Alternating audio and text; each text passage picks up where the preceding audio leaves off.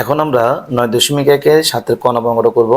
তো কণা বলতেছে প্রমাণ করো যে sin a by cosec a plus cos a by sec a ইজুর কত 1। এটা আমাকে প্রমাণ করতে হবে। তো প্রমাণ করার কথা বলছে বিধে আমরা কি লিখবো, লেফট সাইড লিখবো।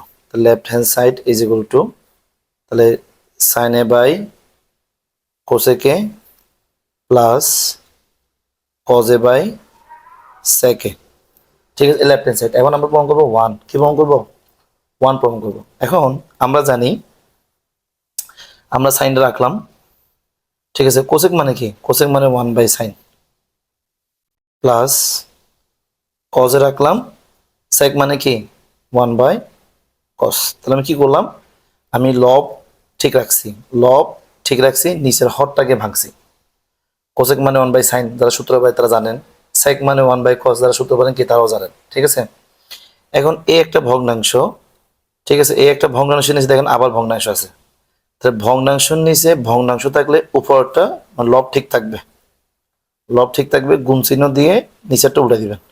সাইন ছিল নিচে যাবে উপরে, 1 আসছিল উপরে আসবে নিচে, প্লাস আবার ভগ্নাংশের নিচে ভগ্নাংশ আছে, উপরটা ঠিক রাখবেন, গুণ করে উল্টে দেন তো cos a বাই 1। এখন গুণের সময় এর নিচে 1 আছে, এটা 1 আছে, গুণের সময় উপরে উপরে গুণ, নিচে নিচে গুণ।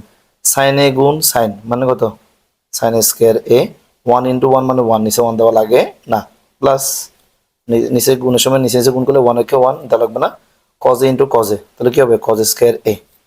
তাহলে সাইন স্কয়ার এ প্লাস cos স্কয়ার এ, যারা আমরা সূত্র পাই তারা কিন্তু জানেন সাইন স্কয়ার এ প্লাস cos স্কয়ার মানে কত 1। এটা কিন্তু প্রমাণ করতে বলছিল, এটা কি করতে বলছিল, প্রমাণ করতে বলছিল, ঠিক আছে। তো প্রমাণ করতে বলছে বিধায় এটা হচ্ছে রাইট হ্যান্ড সাইড। সুতরাং left hand side is equal two কি, রাইট হ্যান্ড সাইড হচ্ছে প্রুফড। এখন আমাদের এখানে শেষ। এখানে অনেকের মতো প্রশ্ন থাকে, স্যার আমি যদি উপহারটা কি রাখি, আমি যে উপহারটা এখানে ঠিক রাখছি, নিচেটা চেঞ্জ করছি, ঠিক আছে। এখন আবার দেখেন এখানে কস ঠিক রাখছি, কোসেকটা কি উড়াই দিছি। এখন অনেকের মাঝখানে বা মনে মনে প্রশ্ন থাকে যে আমি যদি উপহারটা ভাঙতাম, নিচেটা রাখতাম, তাহলে কি হইতো?